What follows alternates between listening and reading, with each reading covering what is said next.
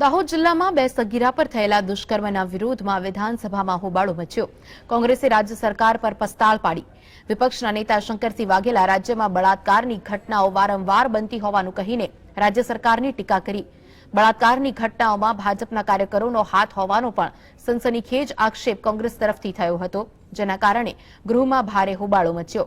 આ ચર્ચા દરમિયાન ગૃહમાં પ્રધાન પ્રદીપસિંહ જાડેજાએ આ મુદ્દાને ચંદ્રિકાબહેને રાજકીય બનાવ્યો હોવાનું ગણાવ્યું। સાથે જ આ કેસમાં આરોપીઓની ધરપકડ અને તેમના પર પોસ્કોની કલમ હેઠળ કાર્યવાહી ચાલતી હોવાનું જણાવ્યું।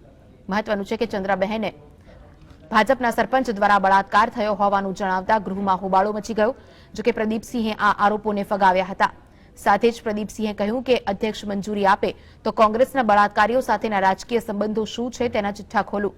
પ્રદીપસિંહના આ નિવેદન સામે શંકરસિંહ વાઘેલાએ મોરચો સંભાળ્યો। તેમણે દાહોદમાં ભાજપના નેતાઓની ભાગીદારીથી દારૂના અડ્ડા ચાલતા હોવાનો આક્ષેપ કર્યો।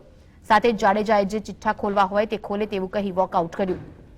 આ હોબાળા દરમિયાન ભાજપે પરેશ ધાનાણીને સસ્પેન્ડ કરવાની માંગ કરતા સ્પીકરે સમગ્ર સત્ર દરમિયાન ધાનાણીને સસ્પેન્ડ કર્યા હતા। દીકરીઓ ઉપર જે ભાજપના લોકોએ બળાત્કાર કરેલો એના માટેની 116ની નોટિસ હતી અને એનો જવાબ માનવતાના આધારે આપવો જોઈએ। ત્યાં દારૂના લીધે જે વેપારીઓ ત્યાં છે એના ઉપર કંટ્રોલ કરવો જોઈએ। એના બદલે કોંગ્રેસના ચિઠ્ઠા ખોલીશું આવી વાહિયાત વાતો ભાજપની સરકાર કરતી હોય તો આપણે ચેલેન્જ એમની ઉપાડી છે, તમે થાય કરો।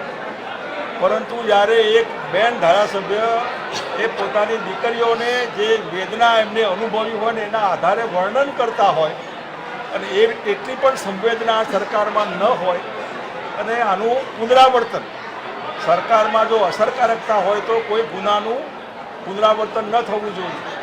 એક આદિવાસી તાલુકા પંચાયતની ભાજપની બેન કચ્છ માંડવી તાલુકામાં એના ઉપર ભાજપવાળા બળાત્કાર કરે।